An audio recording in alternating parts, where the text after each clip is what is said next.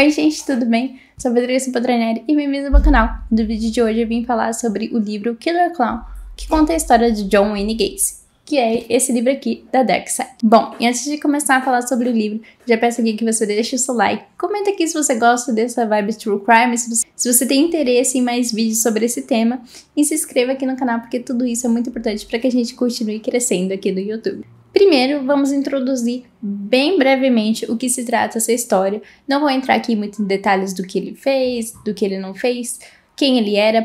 Se você quer saber mais detalhes sobre crimes, por que ele fez, como ele fez, esse daqui não é um vídeo pra você. Esse daqui é realmente pra falar sobre o livro, se vale a pena, se não vale, como é o estilo de narrativa. Enfim. Bom, a primeira coisa que eu quero dizer aqui é que se você já leu outros livros do Dark Side, do selo Carmicine, você vai notar algumas diferenças do Ted Bundy, do BTK, por exemplo. Avisados que não terão aqui muitos detalhes sobre a história, vamos dar aqui um breve resumo, assim, bem breve mesmo, do que quem foi o John Wayne Gacy. John Wayne Gacy foi um serial killer americano. Ele matou cerca de 30 pessoas, e em sua grande maioria meninos de 17, no máximo 30 anos. E ele pegava essas vítimas em locais de prostituição, ou então ele oferecia emprego, e quando a pessoa ia atrás desse emprego, já que ele era empreiteiro, ele dava ali seu golpe e acabava com a vida deles. Bom, basicamente esse é o resumo do John Wayne Gacy. As pessoas ali em sua volta não desconfiavam muito do que ele fazia, porque ele mantinha uma boa impressão. Tanto que essa fama do palhaço assassino, que na verdade, assim, já vou tirar as expectativas de vocês, ele não matava ninguém vestido de palhaço. Essa fama veio tudo porque ele era palhaço voluntário nesses hospitais, assim, de câncer e pra cuidar de crianças e enfim. E ele também, eu acho que fazia alguns voluntariados na igreja, se não estou enganado. E ele também era obcecado por palhaços, então tinha quadros de palhaços, tinha objetos de palhaço, a casa dele, assim, era realmente cheia de palhaço. Mas não tem nada a ver de palhaço assassino, eu realmente não sei porque esse apelido pegou. Talvez por ele se fantasiar de palhaço, as pessoas associaram que talvez isso daria uma boa manchete na época, pode ser, mas enfim. Ele ganhou essa fama de palhaço assassino, apesar dele nunca ter matado ninguém de palhaço. Então, assim, já fiquem conscientes disso. Então, resumindo a história do John Wayne Gacy, é isso. Como eu disse, não vou aqui me aventurar muito nessa história, porque não é o foco. Bom, o estilo de narrativa desse livro é um pouco diferente dos que a gente já tem familiaridade no Dark Side, por exemplo, em BTK Profile ou do Ted Bundy. A gente tem um ponto de vista um pouco mais distante no quesito investigação, porque em ambos são, acho que jornalistas ou especialistas de true crimes escrevendo sobre essa história. Eles tiveram sim contato próximo com a investigação, assim, vamos dizer, indiretamente. Eles também estiveram na ativa ali durante os casos. O do Ted Bundy é um pouco até mais próximos do que do BTK, porque ela ainda já tinha convivido com o Ted Bundy, ela até ajudou a polícia em alguns quesitos, mas esse daqui é mais dentro ainda, porque é um dos investigadores. Então, o foco desse livro é um pouco diferente dos outros dois. Enquanto os outros dois a gente tem o foco, uma narrativa mais frenética, esse lado mais psicológico para tentar entender a mente criminal, tentar buscar coisas no passado que podem ter ocasionado isso, como ele chegou ali e todo esse background. Aqui não, a gente tem uma história mais focada no sentido policial. Então aqui a gente vai ter o Terry, que é um dos investigadores, contando como ele entrou no caso e como foi investigar o John Wayne Gacy. Então essa narrativa eu acho que é um pouco mais lenta do que os outros dois. Não que seja parada, não. Nos primeiros capítulos você engrena na leitura e você quer sempre continuar lendo, porque ele consegue ali deixar sempre um gancho, sempre alguma coisa ali pra você querer descobrir no próximo capítulo, só que chega em alguns momentos que essa narrativa dá uma freada. Só que, novamente, reforçando, o objetivo desse livro, o público-alvo, eu acredito que é outro do que os outros dois. Nesse daqui, eu acho que é um livro muito mais interessante se você tem vontade, por exemplo, de saber como que funciona uma investigação, como que é o dia a dia de um policial, como você trabalha para conseguir provas, conseguir prender um cara que você tem certeza que é o assassino, mas que ainda não tá concretizado que de fato ele é.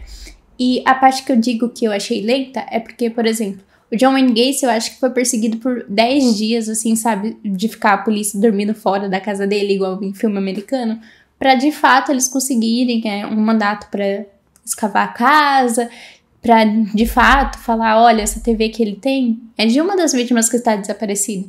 Então é algo mais lento nesse quesito. Você realmente vai entendendo a fúria daqueles policiais de ficar ali dias e dias gastando dinheiro e sentados assistindo um cara que ele só tentava perturbar os policiais. Ele pegava o carro, ficava dando rolê pela cidade em tipo mais de 100 km por hora só pra despistar os policiais. Enfim, é mais esse quesito que é parado, porque enquanto do Ted Bundy e do BTK você sempre tem coisa nova, sempre tá descobrindo alguma coisa, esse daqui não.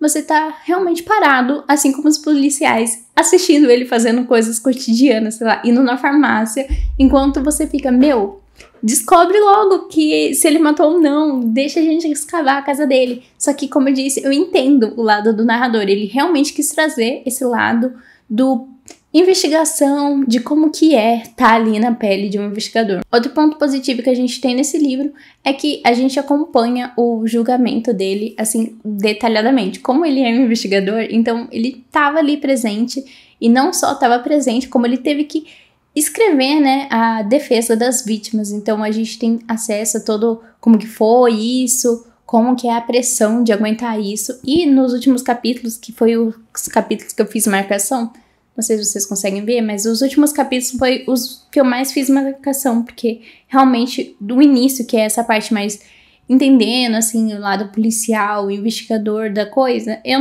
não tenho muito interesse.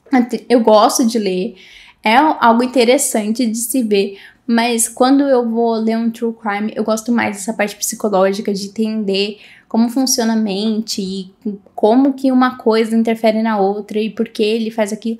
Enfim, eu gosto dessa parte, assim, de tentar entender a mente humana. Eu digo tentar, porque a gente nunca vai conseguir, assim, ter certeza do que influenciou, do que fez aquilo. Enfim, e como eu disse, esse daqui não tem tanto essa parte. Então, a primeira parte, assim, pra mim, foi quase como tá lendo, assim, um suspense policial, vamos dizer assim. Foi mais plano, não teve tanta coisa, assim, pra mim grifar e, de fato, me aprofundar naquilo. Já a segunda parte, né, mais pro finalzinho, eu grifei bastante coisa, porque é a parte que mais me interessou, onde ele fala sobre a dor que esses policiais passaram, né, depois de tudo isso, que foi essa luta do John Wayne Gacy e de conseguir, de fato, prender ele. Eles passaram, tipo, Ano Novo, Natal, tudo na delegacia e investigando, porque eles não podiam deixar o John Wayne Gacy sozinho, porque ele poderia, sei lá, acabar com uma prova. Então, foi nesse nível, assim, investigação. Tem até aqui uma parte que eu grifei, que é bem longuinha, mas eu não vou ler aqui pra vocês, mas vou, assim, explicar basicamente o que fala aqui. Ele fala que ele se sentiu culpado, não bem culpado, ele sentiu um peso ali quando ele terminou de investigar o John Wayne Gacy, porque ele sentiu que dar resposta para famílias que os filhos deles estavam mortos não foi uma decisão tão boa, vamos dizer assim. Ele sente que o fardo de eles não terem mais o filho ali presente, quem carregou foi ele. Tipo, ele sentiu como se ele tivesse dado a morte pro filho dele, sabe? Ele não conseguiu ver isso como algo positivo, por mais que isso, às vezes, fosse o que iria fazer as pessoas passar por isso e conseguir seguir em frente. Então, é muito delicado essa parte. A gente consegue ali entender o lado dele, ele explica bastante como isso afetou ele mentalmente.